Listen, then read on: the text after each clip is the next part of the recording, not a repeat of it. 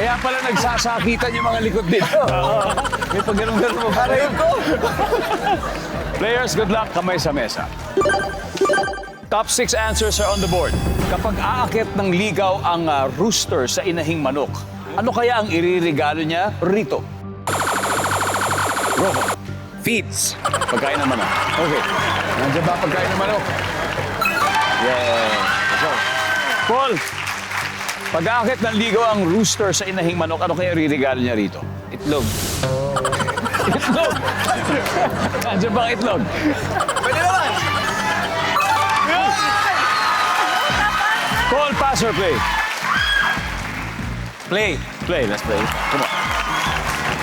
Oh, coaching muna. Denise, ano kaya iririgalo? Nanliligaw ang rooster sa inahing manok, ano iririgalo niya rito? Nest? The nest. Why not? Diba the nest? Wala, Shandy. Aakit ng ligaw ang rooster sa inahing manok. Anong iririgalo niya? Dahon? Dahon! O, dahon daw. Sabi ni Shandy, dahon. Nandiyan ba yan? Wala. Mighty Movers, Huddle Jow.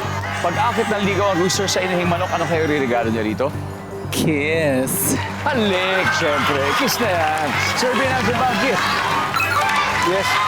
Tukaan, Paul. Aakit ng ligaw ang rooster sa inahing manok. Anong iririgalo? Tali. Tali.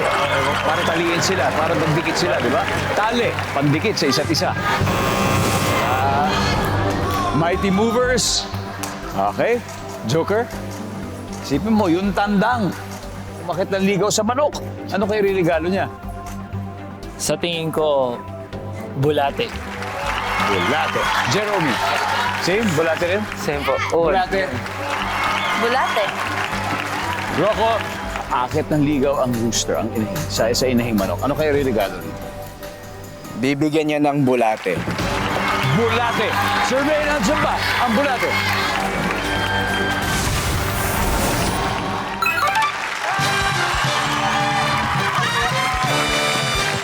Tignan natin kung ano pa hindi nahulaan. Number 5. Flowers. And number 4. Balahibo or feather siguro. Ibang klase galawan ng Mighty Movers sa round 1. May 74 points na sila. Ang Groove Shakers. Yan, galaw-galaw yan para makahabol.